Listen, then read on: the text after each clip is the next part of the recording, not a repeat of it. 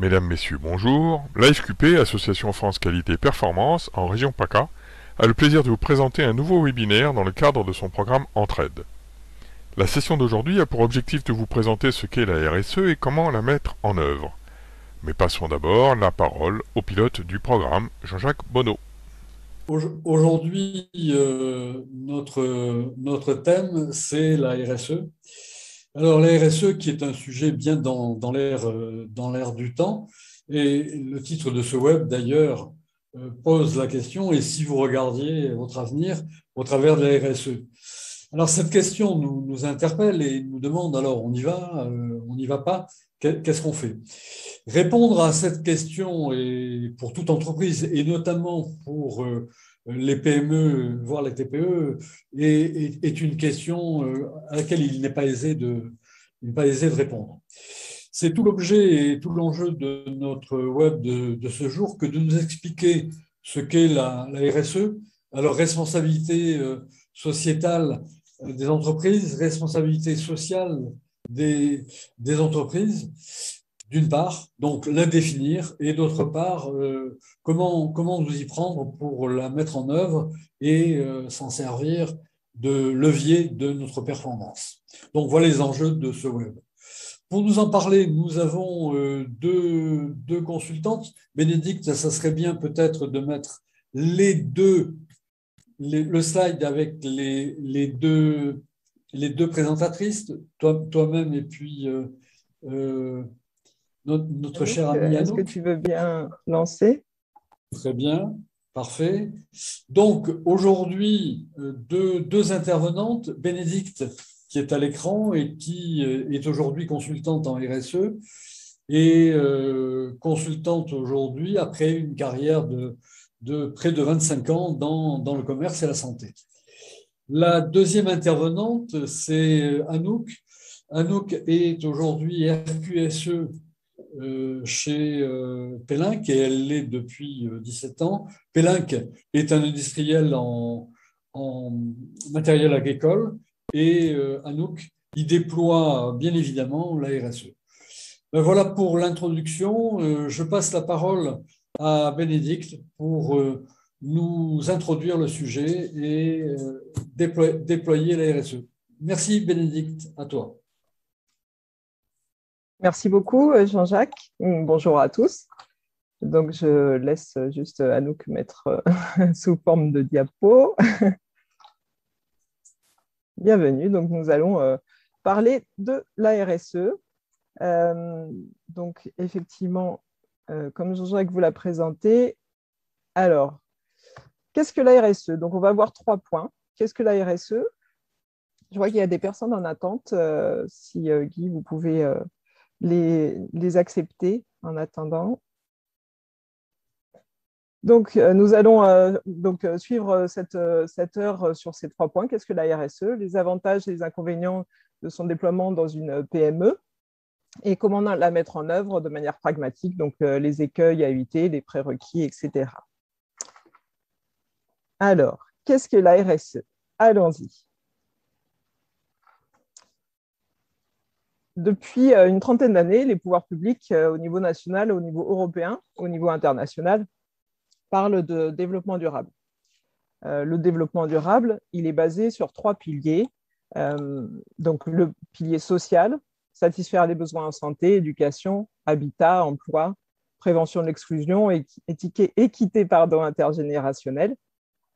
Il est basé sur la partie environnementale, donc préserver la diversité des espèces et les ressources naturelles et énergétiques.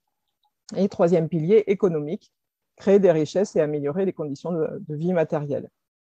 Donc finalement, la responsabilité sociétale des entreprises, donc la RSE, ce n'est rien d'autre que la transposition du développement durable au niveau microéconomique, c'est-à-dire au niveau des entreprises ou des organisations. Donc le développement durable aujourd'hui fait plutôt référence à un nouveau projet de société où nous avons besoin de nous retrouver autour de nouvelles valeurs. Nous sommes confrontés à une crise écologique sans précédent, dont entre autres le dérèglement climatique. Nous sommes également confrontés à une crise économique majeure et nous sommes enfin confrontés à une crise sociale, notamment autour de l'emploi, mais aussi des valeurs et de l'éthique. Donc il s'agit de retrouver de nous retrouver finalement autour d'un nouveau projet de société.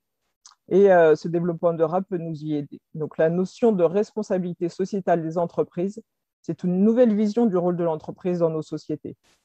Les entreprises aujourd'hui ne sont plus considérées comme devant uniquement faire des résultats financiers, du profit économique, mais elles sont censées se préoccuper de leurs impacts sur l'ensemble de la société, que ce soit en termes d'emploi, de qualité de vie au travail, de développement du capital humain, mais aussi de déchets environnementaux, d'utilisation des ressources, etc. Donc, les fondements de la RSE. Pour les entreprises, le pacte mondial, qui a pour objectif de donner un certain nombre de grands principes internationaux pour les entreprises, pour les aider à mettre en place le développement durable.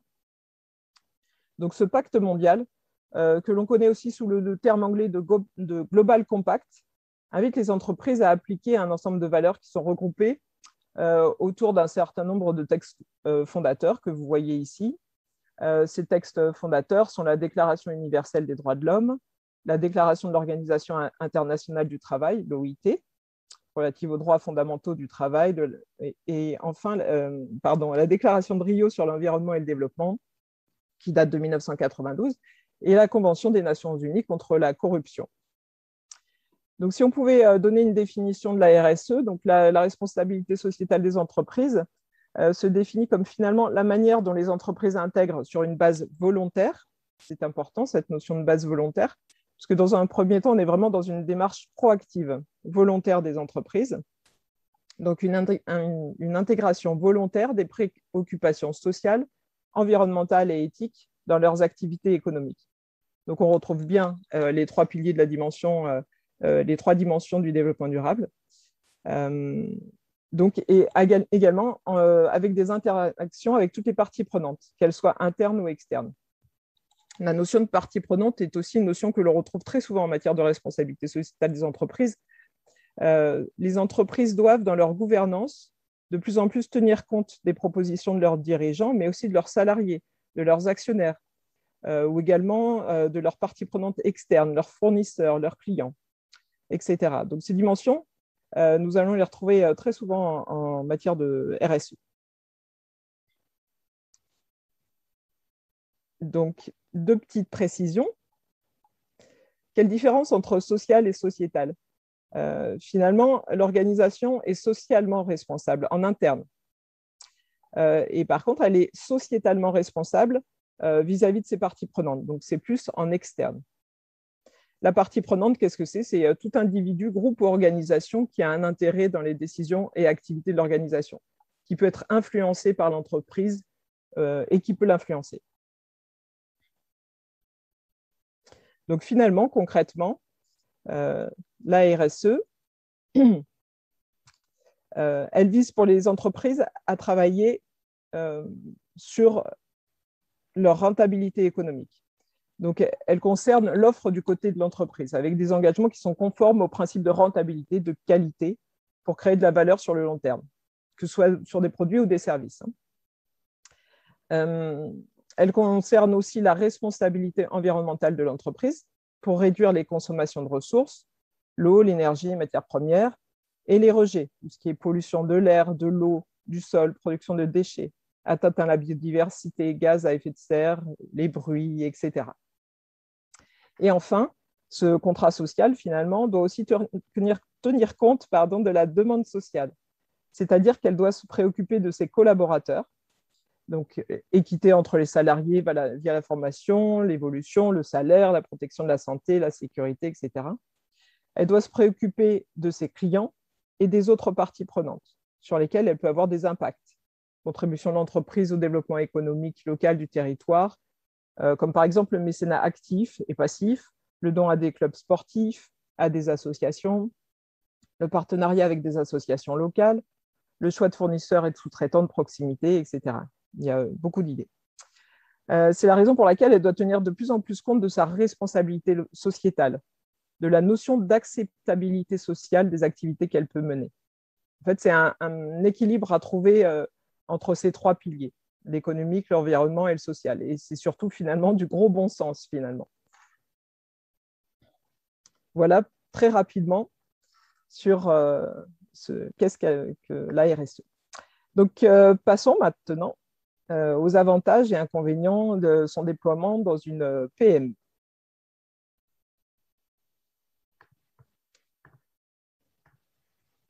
Donc, une entreprise qui a une stratégie proactive en matière de développement durable bénéficiera de ces avantages. On va les détailler un petit peu après. Une meilleure rentabilité par l'innovation, attirer et retenir des bons employés, créer du lien avec les parties prenantes.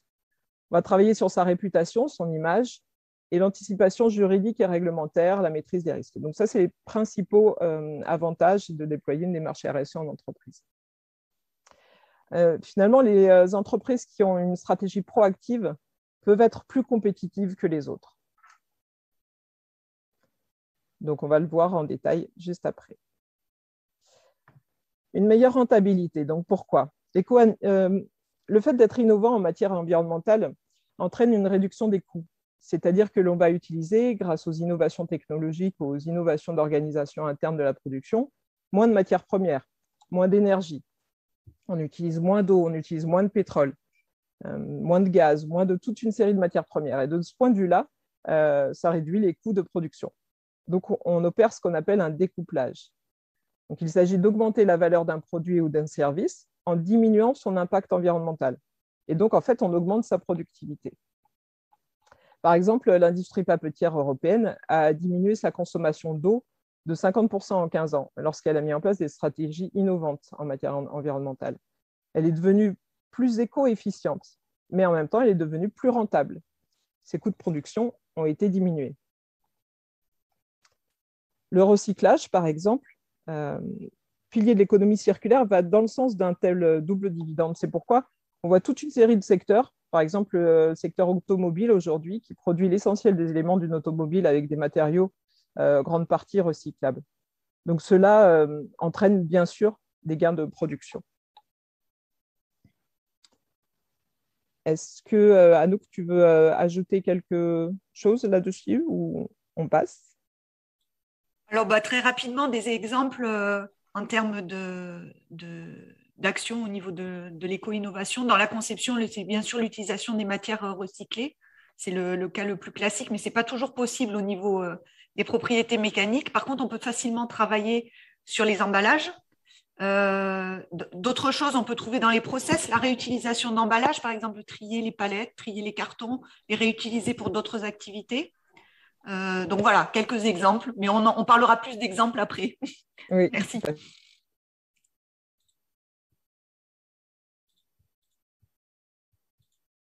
Ah, Bénédicte.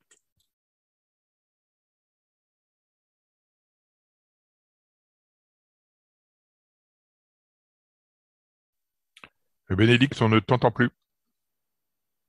Ton micro était coupé. Alors, il y a eu une mauvaise manip, désolé. Donc, si on peut passer sur l'avantage suivant, s'il vous plaît, Anouk.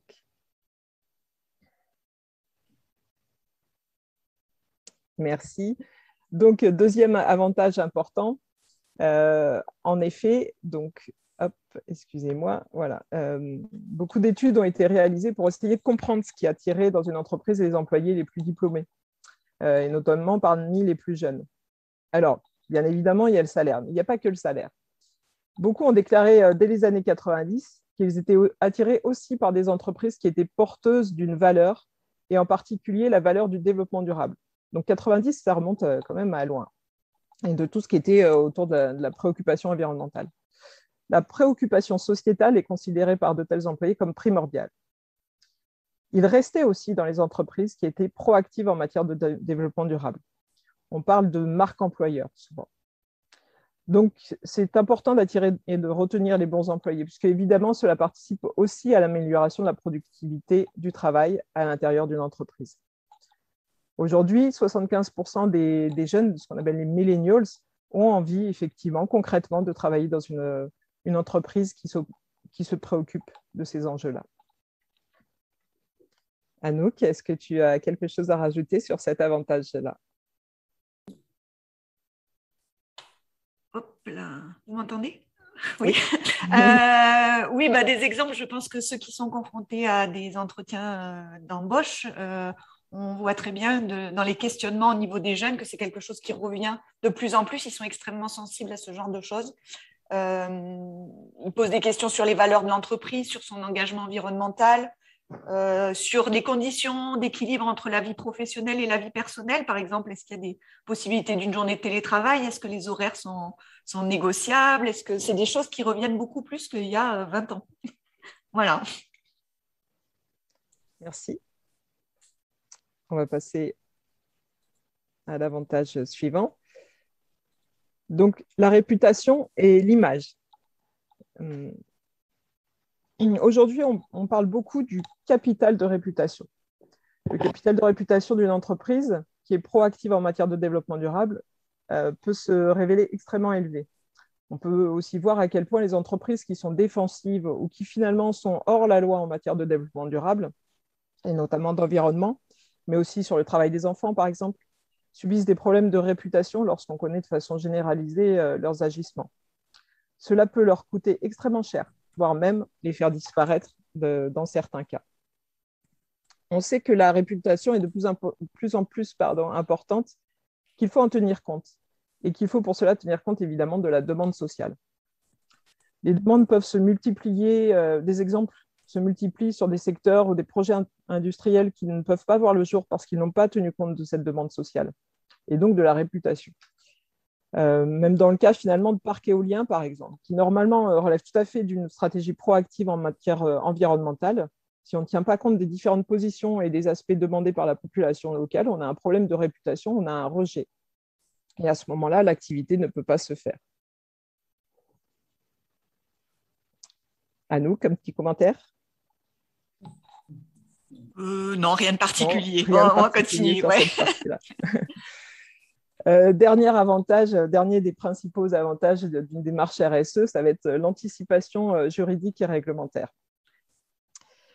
Lorsqu'on est proactif en matière de développement durable, on est capable d'anticiper parce qu'on met en place des opérations de veille, de prospective.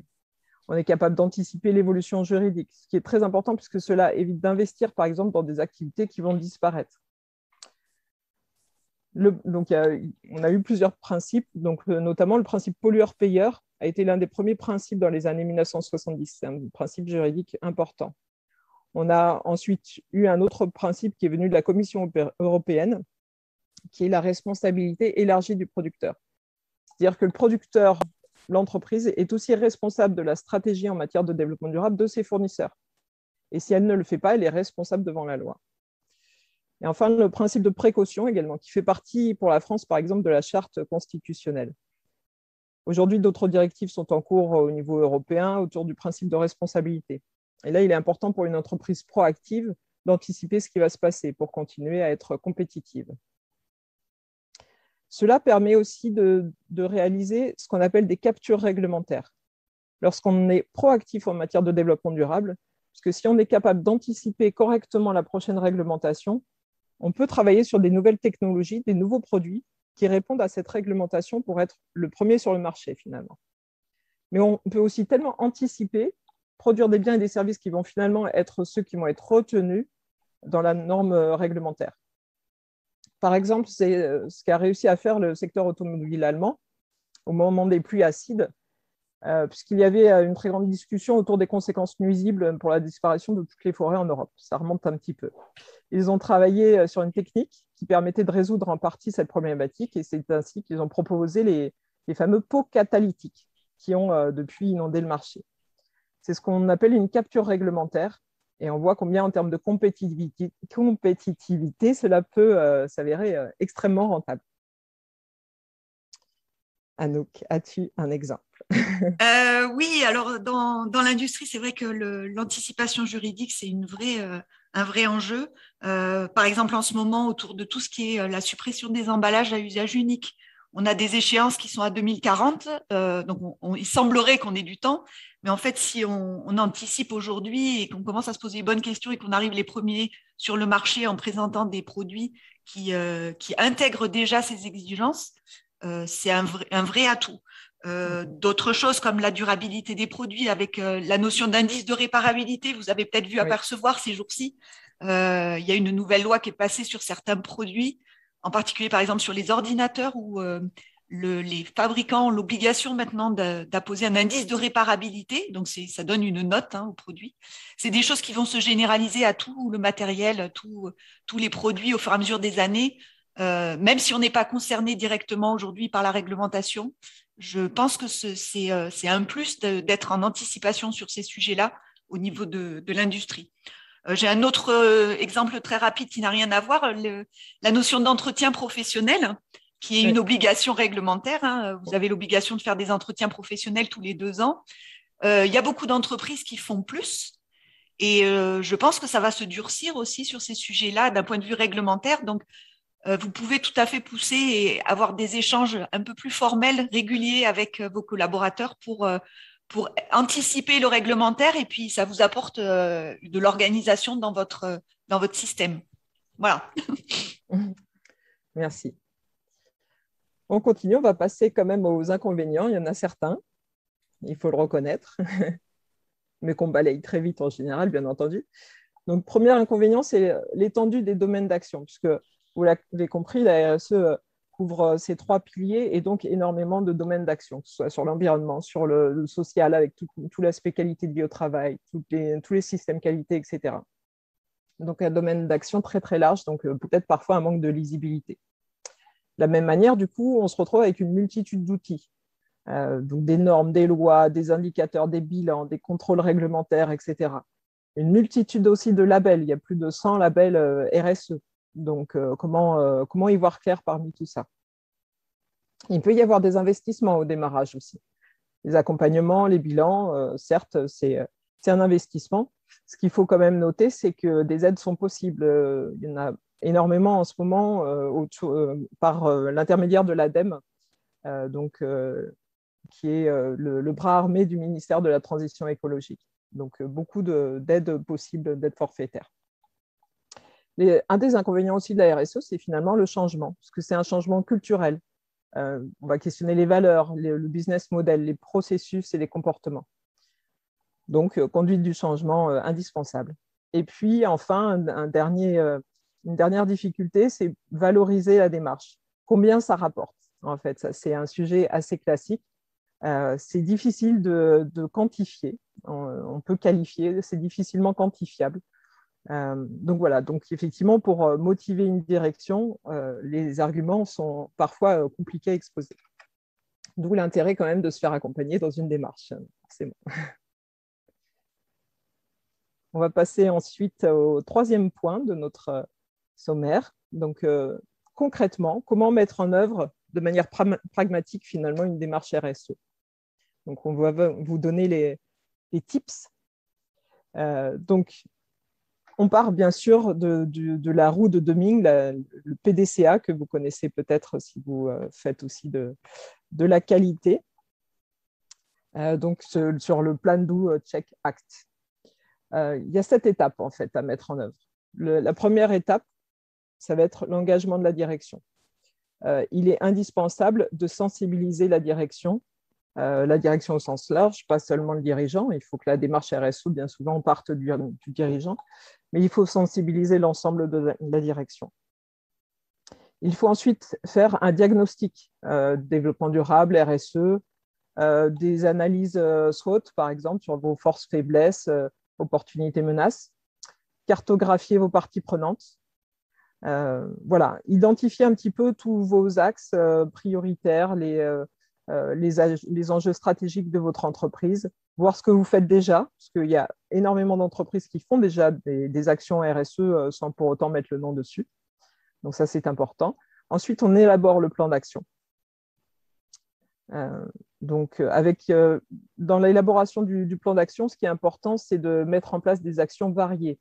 On peut avoir des quick wins, donc des actions qui vont rapporter à très court terme. Ça permet de vraiment motiver l'équipe. Et puis des actions qui vont être plus importantes, plus stratégiques, plus sur le long terme. Donc, il faut avoir un certain panel finalement d'actions. Ensuite, on passe au déploiement du plan d'action. Donc, mise en place concrètement au sein de votre entreprise avec un pilote RSE, ce serait plutôt indispensable. Et engager encore une fois tous les collaborateurs dans ce principe-là, dans cette démarche. Suivre les actions, en 5e point, c'est indispensable également. Bien sûr, comme on est sur une logique de PDCA, améliorer la démarche. Il y a des actions qui ne vont pas du tout aboutir, il y en a d'autres qu'on va vouloir développer, donc on est en constante amélioration, c'est vraiment une méthode des petits pas. Et enfin, communiquer et valoriser les actions. Donc ça aussi, c'est très important, communiquer en interne, en externe, sur tout ce qui est mis en place. Donc, les 7 étapes primordiales de la démarche. Les prérequis pour mettre en place une démarche RSE, qu'elle soit efficace et pertinente. Donc, on l'a vu rapidement, ça nécessite que la direction et les managers ils soient pleinement intégrés. Donc, pour s'engager à agir, il faut avoir pleinement conscience du message, le comprendre et y croire. Il est donc nécessaire de communiquer, sensibiliser et former la direction afin qu'elle s'engage pleinement dans cette stratégie. Ensuite, il faut définir un champ d'action clair. Pour intégrer la RSE à la stratégie globale de votre entreprise et à sa culture, il faut d'abord établir un état des lieux des actions déjà mises en place. Quel est le contexte actuel de votre entreprise? Quels sont les premiers éléments qui nécessitent d'être améliorés? Quelles sont les revendications de vos salariés? Il y a beaucoup de choses qui remontent du terrain, leurs préoccupations environnementales ou sociales, etc. Et se fixer des objectifs réalistes, fonctionner par étapes en gardant en tête que la conduite du changement peut prendre du temps. Finalement, c'est un des principaux freins, on l'a vu, selon le secteur et la culture de l'entreprise. Donc ça, c'est vraiment des prérequis indispensables. On passe maintenant aux règles. Donc, sensibiliser, donc on est sur une logique d'amélioration continue toujours, bien sûr. Sensibiliser les collaborateurs, maintenant qu'on a sensibilisé la direction, donc aux grands enjeux du développement durable ou faire venir des intervenants extérieurs. On peut, par exemple, organiser des fresques du climat au sein des entreprises. Partager la stratégie globale en interne. Créer des petits groupes de travail, donc des ambassadeurs, ça c'est très important aussi, en sélectionnant des collaborateurs à même de fédérer. Donc, ils vont embarquer le reste de leurs collègues sur les sujets RSE. On l'a vu aussi instaurer des premières actions simples pour avoir des premiers résultats tangibles. Ça aussi, c'est très motivant et ça permet d'aller plus loin. Intégrer la RSE dans vos plans de communication en interne et en externe. Et suivez les résultats dans le temps et l'impact de vos actions. Donc, ça reprend finalement les points de la démarche. Les écueils, il y en a quelques-uns également. Mettre en place une stratégie sans avoir fait de bilan. Donc, si on veut mettre en place une stratégie, il faut encore une fois qu'on ait pu identifier les points à améliorer. Ne pas être authentique. Donc là, attention au greenwashing. Il ne s'agit pas juste de mettre un tampon vert sur son entreprise. Il faut vraiment croire dans ce projet. Imposer le changement ou la stratégie aux salariés sans faire preuve de pédagogie. La pédagogie, il y a aussi l'implication des salariés, donc prendre en considération ce qu'ils peuvent remonter. Ne pas effectuer de suivi, on en a parlé. Ne prendre en compte que certains critères, ne voir peut-être que l'aspect environnemental, mais pas l'aspect social, ou des choses comme ça. Mettre en place des actions gadgets. Voilà. Pour faire simple, finalement, au niveau d'une PME, pour commencer, ne vous perdez pas dans une grande stratégie RSE, mais changez déjà de prisme sur toutes les actions et projets que vous menez, en intégrant en plus de la responsabilité économique, les aspects environnementaux, sociaux et sociétaux. 2 exemples en page suivante d'actions concrètes s'intégrant dans une démarche RSE que Anouk va nous présenter.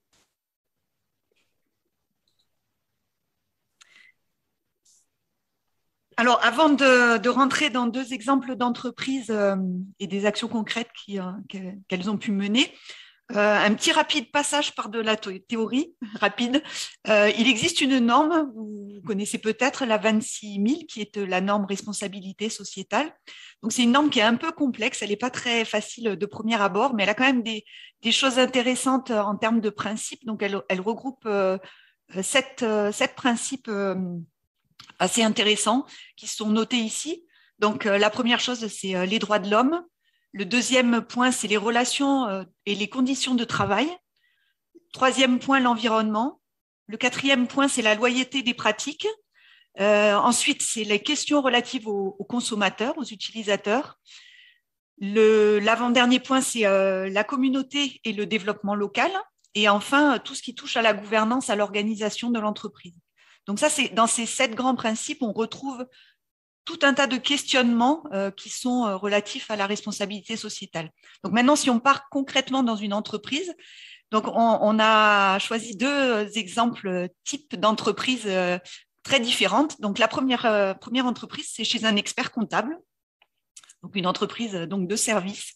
Et on a listé les actions qui avaient été mises en place. Alors la première chose, c'est que ces actions, elles ont été mises en place après avoir fait un état des lieux. Bénédicte en a parlé. La première chose, c'est faire un état des lieux sur ces activités, sur ces impacts positifs, négatifs au niveau environnemental, au niveau sociétal. Ça, c'est le premier point.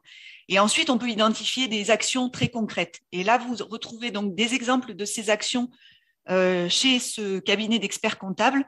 Donc, la première chose tout en haut, c'est la fresque du climat pour sensibiliser les équipes au réchauffement climatique. C'est un exemple de sensibilisation, parce qu'on sait que la sensibilisation, pour commencer une démarche RSE, c'est la première étape. Donc ça, c'est un exemple, un outil qui est utilisé pour sensibiliser. Bénédicte en parlerait mieux que moi puisqu'elle en anime. C'est un jeu pédagogique qui permet aux personnes de prendre conscience des enjeux du réchauffement climatique et des causes, des conséquences, aller jusqu'à dans le détail dans leur entreprise et trouver un plan d'action qui soit propre, mais en comprenant bien la logique et tous les enjeux. Des actions complètement différentes, un mécénat de compétences pour aider une association sur sa comptabilité. Alors là, forcément, c'est des comptables. Vous avez, vous, des compétences dans vos entreprises et vous n'êtes pas obligé de donner du financier. Vous pouvez donner du temps parce que vous avez des compétences à des entreprises, des associations qui maîtrisent moins certains sujets. Alors, le mécénat financier avec des associations choisies par les collaborateurs, c'est quelque chose qui se fait aussi et donc qui a été fait chez cet expert comptable. Changer de banque, donc partir vers une banque qui a un engagement en termes de responsabilité sociétale plus important. Proposer, donc on dit on est à l'écoute des salariés, donc de leurs attentes, donc proposer des séances de méditation aux équipes. Ensuite, des achats de fournitures de bureaux recyclés. La mise en place du recyclage du papier et du carton dans l'entreprise, puisque c'est un des principaux déchets qui était généré. La mise en place, le passage à un système de location de matériel informatique plus responsable et le passage aussi à un fournisseur d'énergie responsable. Donc voilà un premier exemple. Un deuxième exemple, alors qui est complètement différent, puisque c'est dans une PME industrielle, donc un producteur de biens et plus de services, mais on est dans la même logique. On a, première chose, la sensibilisation, la mise en place de causeries environnement dans l'atelier, puisque c'est quand même un impact environnemental dans une entreprise industrielle, c'est quelque chose qui est assez impactant. Donc, relier les équipes entre elles et pour discuter des impacts environnementaux et trouver des solutions, comme disait Bénédicte, à très court terme, des choses très simples en termes de nettoyage, de tri, de choix de différents systèmes qui impactent au niveau environnemental. Ensuite, alors dans la même logique que chez l'expert comptable, il y a aussi la possibilité, c'est ce qui s'est fait là, de prêt de matériel à des associations de réinsertion et à des écoles. Donc, si vous êtes un fabricant de biens, vous avez forcément des produits qui peuvent intéresser à des associations. Donc, possibilité de prêter, de donner, ou de donner par exemple à des écoles pour qu'ils puissent l'utiliser pour se former. Des dons à des associations sportives locales. Ça, c'est assez classique, mais c'est des choses qui sont importantes. La mise en place de chartes éthiques avec les fournisseurs pour être dans une démarche d'amélioration de la responsabilité sociétale de ce qu'on achète. Un sujet complètement différent, la mise en place d'une journée d'intégration des nouveaux collaborateurs. Donc ça, c'est pour bien faire adhérer les nouveaux collaborateurs aux valeurs de l'entreprise, qu'ils les partagent, qu'ils donnent leur avis, et puis qu'ils s'intègrent plus facilement. Par exemple, passer quelques heures dans un service qui sera complètement différent du service dans lequel il va travailler ensuite. Le plan mobilité, donc dans certaines entreprises, c'est quelque chose qui est obligatoire suivant leur taille. Ça permet de faire le point sur les déplacements, alors des salariés, que ce soit dans le cadre du travail à proprement parler, mais aussi les déplacements domicile-travail. Et du coup, dans cette entreprise, il en est ressorti la mise en place d'un système simple de covoiturage entre collaborateurs.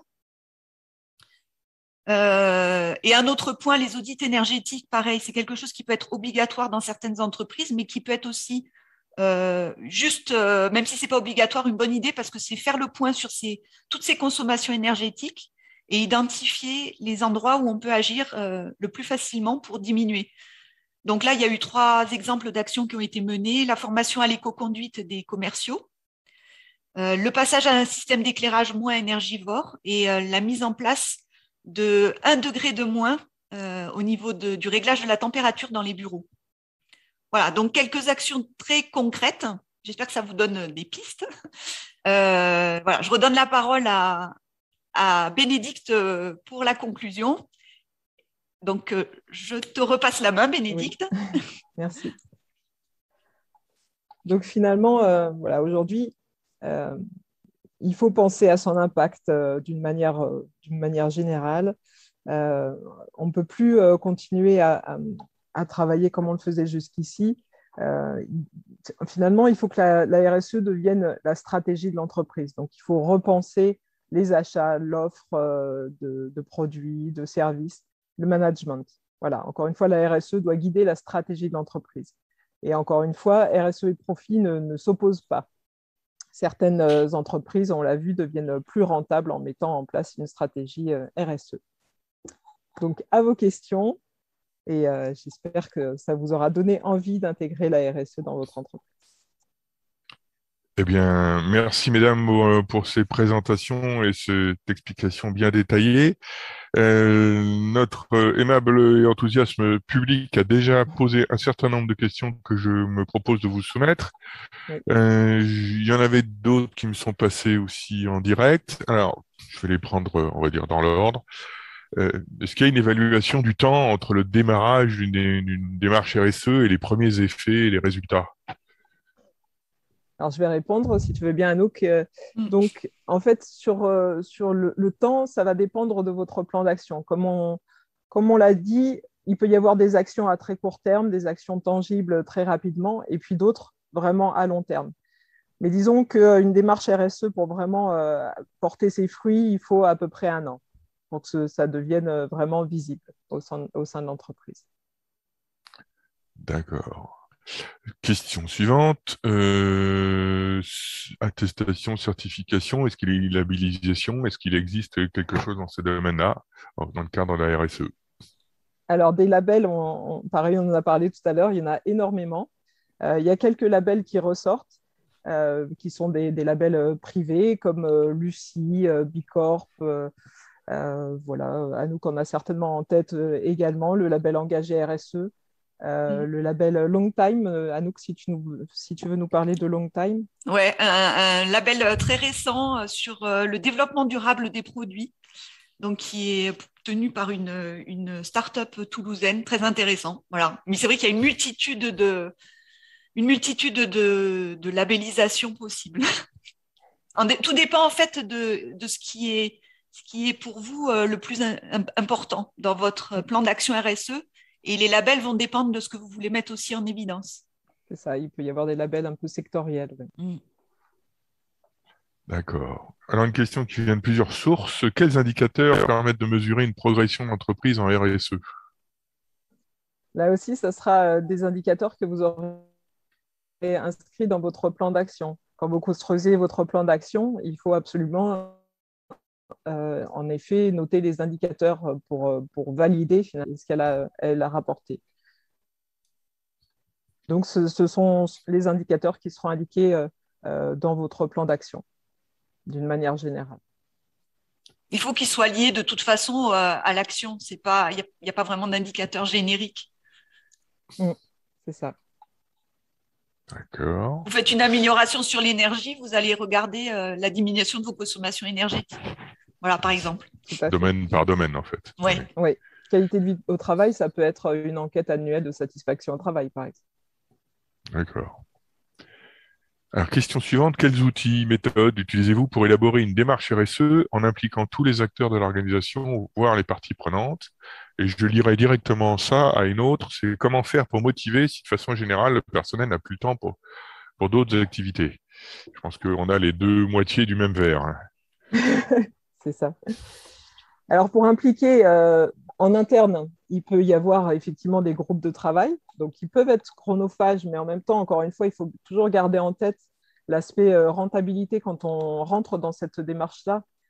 Certes, il va falloir investir un peu de temps, mais derrière, les effets sont bénéfiques pour l'entreprise. Donc, en interne, ça peut être des groupes de travail, ça peut être des questionnaires en interne, etc. Et au niveau des parties prenantes, c'est aussi effectivement très important de les impliquer. Et là, on peut aussi faire des questionnaires clients, par exemple, assez vastes, pas que sur le produit, mais voilà, sur leur point de vue par rapport à cette stratégie de développement durable, qu'est-ce qu'ils attendent de nous, etc. Donc, questionner, voilà, c'est le dialogue avec les parties prenantes, ça passe par des questionnaires, des webinaires, comme on fait là, des groupes de travail, il y a plein d'outils, en fait. Mais le principal, bien sûr, c'est la communication, c'est le dialogue. Juste une anecdote par rapport à ça. Dans les entreprises, vous rencontrez aussi souvent, oui, effectivement, on n'a pas le temps. Et puis, si vous donnez du sens à des actions, le temps, ils vont le trouver, même plus que ce qu'on pense. Et je pense par exemple aux causeries dont je vous parlais, causeries environnement. Les personnes qui sont hyper motivées parce que ça a du sens pour eux et qui sentent qu'ils peuvent faire quelque chose. Et le temps, ils le trouvent dans ces cas-là. D'accord. On revient à cette fameuse problématique de donner du sens pour faire agir, C'est ça. qui est un incontournable. C'est un sujet très, très fédérateur. La RSE, vous voulez dire en Oui, termes de... d'une Oui, manière ce sujet générale. peut devenir... oui, ou suivant Ouais. les domaines abordés. Oui. D'accord. Alors, une autre question, sauf si vous aviez encore un point là-dessus. Pour une PME de 250 personnes, cela nécessite certainement la création d'un service ou d'une équipe dédiée. Autrement dit, Alors, quelle allocation de ressources en ouais. fonction de la taille des organisations voyez-vous dans vos expériences? J'allais dire oui et non. C'est vrai qu'il y a des entreprises qui créent un service RSE, une direction RSE, etc. C'est un avantage puisque effectivement le projet va être porté. L'inconvénient, c'est que justement, ça va être comme un service qualité qui va venir de temps en temps auprès des collaborateurs et qui sera pas forcément complètement intégré. Moi, je trouve que ce qui peut être intéressant, c'est d'avoir un pilote qui fasse un métier dans l'entreprise, mais qui soit pilote de cette démarche RSE et qui ait des groupes de travail, encore une fois, réguliers sur ce thème-là. Pas forcément de personnes uniquement, spécifiquement sur la RSE. Je ne sais pas ce que tu en penses, Anouk. C'est possible aussi de mener non, une démarche RSE. un service RSE, non, je pense que c'est 250, c'est quand même pas très gros, hein, pour faire un service RSE, je trouve. Moi, personnellement, je connais la logique rattachée justement au service QSE, qualité, sécurité, environnement, mais c'est essentiellement d'énormes interactions avec les autres services, la communication interne, la communication externe, les bureaux d'études, de conception, la logistique. Donc, en fait, c'est plus le rôle, c'est plus quelqu'un qui doit coordonner des actions multiservices et c'est un rôle complètement transverse. Tout à fait. Il vaut mieux avoir des plus ambassadeurs un généraliste, en fait, voilà. dans chaque service. Ouais. Tout à fait. Et en fait, vous les trouvez parce qu'il y a des gens qui ont des sensibilités dans les services à la RSE et ça sera vos alliés. Je me permettrai ma contribution, comme vous faisiez la référence aussi avec la qualité, avec le petit côté, la qualité, c'est eux au fond du couloir, là, dans le service qualité.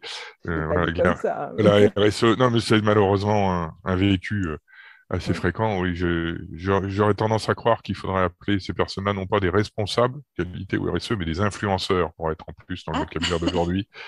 On peut leur donner le bon niveau d'autorité.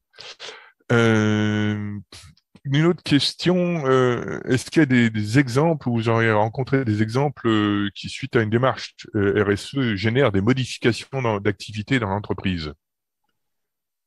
Alors, des modifications de business model, moi, j'en ai pas rencontré. En revanche, des abandons de certaines gammes de produits, par exemple, ou voilà, des réflexions autour de ça. J'ai en tête, je n'ai pas revérifié, mais je sais que le groupe Danone, donc quand même groupe très important et qui est entreprise à mission, a abandonné sa filière de commercialisation de bière, puisque ça ne rentrait pas dans sa raison d'être, qui était d'amener la santé au maximum, quelque chose comme ça, je ne l'ai pas en tête. Mais voilà, ils ont arrêté cette commercialisation de bière.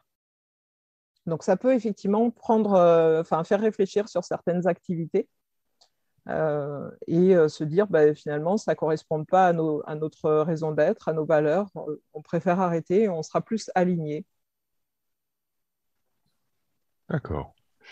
Moi, j'ai plutôt connu le contraire. Ça a plutôt donné des idées de nouveaux services ou de nouveaux produits. D'innovation, oui. Voilà, d'innovation plutôt que d'abandonner certaines choses. Mais bon, j'ai pas d'exemple de choses qui ont été abandonnées. Mais ça doit arriver, effectivement, oui. D'accord. Et donc, la question qui fâche, quel est le coût d'un accompagnement individuel? Encore une fois, ça va être une réponse normande, ça dépend de ce qu'on y met.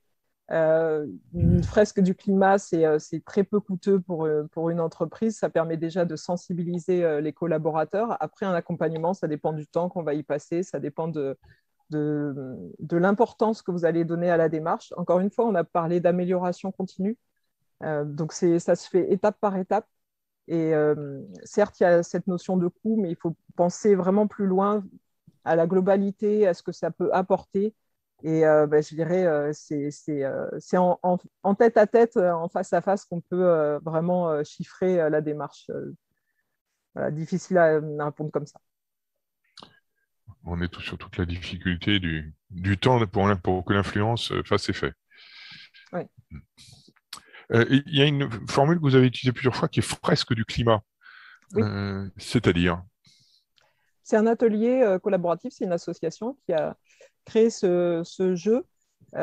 C'est basé sur le rapport du GIEC. Ça a été créé par Cédric Ringenbach, qui est un climatologue, qui trouve que le rapport du GIEC est très, très compliqué à lire. Et donc, qui a sorti finalement l'essence du rapport du GIEC, les graphiques, etc., et qui a constitué un jeu de 42 cartes.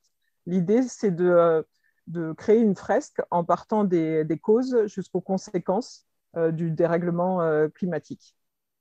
Donc, c'est une très belle introduction une belle sensibilisation au développement durable. Et ensuite, la démarche RSE, elle prend tout son sens. Voilà. Donc, il y a un site, fresqueduclimat.org, si vous voulez en savoir plus. On est sur la région Marseille-Aix. On est 90 animateurs. Donc, vous pouvez trouver tous les animateurs qu'il vous faut pour venir animer cette fresque en entreprise. Encore une fois, c'est très fédérateur, c'est ludique, ça secoue un petit peu, je ne vous cache pas, il y a une partie débriefing importante derrière. Mais voilà, ça engage aussi à l'action. Et ça se secoue par la prise de conscience que ça génère. Oui, c'est ça. Ok. Alors, là, une dernière question que j'ai en stock. Il y a beaucoup de labels. Quels critères à prendre en compte pour faire un choix? Alors, il y a des labels qui sont parfois issus de secteurs, en fait, de guides sectoriels. Donc, ça peut être une idée de prendre un label qui est vraiment, je pense par exemple à La Clé Verte, qui est un label dédié pour les hôpitaux, les hôtels. Les hôtels qui s'engagent dans une démarche environnementale. Donc, ça peut être intéressant de prendre un label de son secteur. Et après, il peut y avoir des labels plus généralistes. On a parlé tout à l'heure de Lucie ou de Engagé RSE qui sont basés, eux, plus sur la norme ISO 26000. Donc, ils sont plus, ils couvrent tous les champs. Eh bien, merci. Donc on après, a fait pour finir là-dessus, il y a des Bien sûr. critères aussi, bien sûr, de coût, de temps, etc. Donc, il y a un certain nombre, on peut avoir des grilles sur les labels. Eh bien, merci pour toutes ces réponses. Anouk, quelque chose à rajouter? Non, non, pas dans rien de particulier. Au niveau peut-être enfin pas au niveau des questionnements, au niveau pour aller plus loin, peut-être. Donc, Bénédicte, je te laisse peut-être le commenter parce que tu connais mieux que moi tous ces sujets.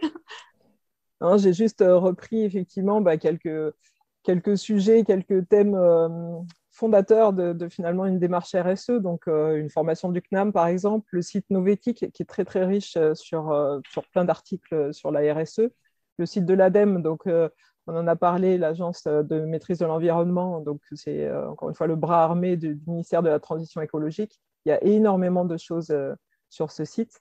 Le Global Compact, donc le pacte mondial, l'ONU avec les objectifs de développement durable, on n'en a pas vraiment parlé, mais il y a 17 objectifs de développement durable au niveau international, signés par 195 pays. La norme ISO 26000, qui n'est pas une norme certifiable, mais qui donne voilà, de grandes directives. La fresque du climat, on en a parlé. L'association bilan carbone, donc les bilans carbone, si vous voulez comptabiliser vos émissions de gaz à effet de serre. Et bien sûr, tous les ateliers de l'FQP PACA, en espérant que vous souhaiteriez adhérer à cette association. Alors là, je peux en parler un petit peu, puisqu'il y a un certain nombre d'ateliers et de clubs qui existent au niveau de l'association, que ce soit au niveau national et en particulier au niveau de PACA, sur la RSE. Il y a un atelier qui existe du côté de Nice, en présentiel et en distanciel, je crois, depuis quelque temps, et puis un atelier, un club RSE et performance qu'on a initié il y a quelque temps, qui a été un petit peu freiné par la crise Covid, mais qu'on voudrait redémarrer. Donc, vous êtes les bienvenus. Je pense que ça sera en présentiel et en distanciel, suivant les possibilités. L'idée, c'est de co-construire ensemble. Donc, voilà, c'est donc on n'est pas là pour vous accompagner, vous donner des solutions toutes faites, mais à plusieurs entreprises, organisations, associations, de se dire comment on peut faire le point sur nos parties prenantes, nos impacts environnementaux, enfin, etc. Voilà, de co-construire ensemble et de partager la construction de nos démarches RSE. Oui, tout à fait, puisqu'elles sont bien sûr une démarche RSE, c'est du sur-mesure, vous l'avez compris. Donc, l'objectif, c'est de partager. oui. Eh bien, merci encore, mesdames. Et en plus, une ponctualité Oui. formidable, ce qui va me Merci permettre, à toutes les personnes qui ont assisté à ce webinaire. et ce qui va donc nous permettre de passer la parole à Jean-Jacques, pilote du programme, pour la conclusion. Eh bien, très bien, merci à tous ces nobles intervenants qui nous ont beaucoup intéressés par leurs approches très pratico-pratiques. Espérons que ça aura fait naître des vocations. Dans le cadre de ce web, et pour le conclure, vous allez recevoir un petit questionnaire d'évaluation qui nous permet de web en web de nous améliorer. Vous aurez, dans le cadre de ce questionnaire, et éventuellement à répondre à deux questions. Une première question est: est-ce que ça vous intéresse de participer aux travaux d'AFQP dont nous ont parlé Bénédicte et Anouk, et de venir participer au groupe de travail soit dans l'Est, soit dans l'Ouest de la région. Répondez-y et éventuellement manifestez votre intérêt. Dans le cadre également de ce questionnaire, vous pouvez demander à recevoir, si cela vous intéresse, l'enregistrement de ce webinaire que nous ferons parvenir avec grand plaisir. Sachez que par ailleurs, nous avons sur YouTube, nous avons l'enregistrement de tous nos webs depuis le départ que vous pouvez retrouver en bibliothèque si ça vous intéresse. Dernier point, j'attire votre attention sur notre prochain web qui est vraiment très prochain puisqu'il est programmé la semaine prochaine, le 23. Et le sujet de ce web est très intéressant. C'est de l'ISO 9001 au Lean, l'accélération de la performance. Donc, il va être question du Lean et du déploiement du Lean, mais plus particulièrement pour les entreprises qui sont structurées sur la 9001, qu'elles soient certifiées ou pas. Mais nous vous attendons nombreux sur ce prochain web et sur nos prochains webinaires. Je vous souhaite à tous une bonne fin de journée, un bon appétit et à bientôt. Le plaisir de vous recevoir sur nos lignes. À bientôt. Au revoir.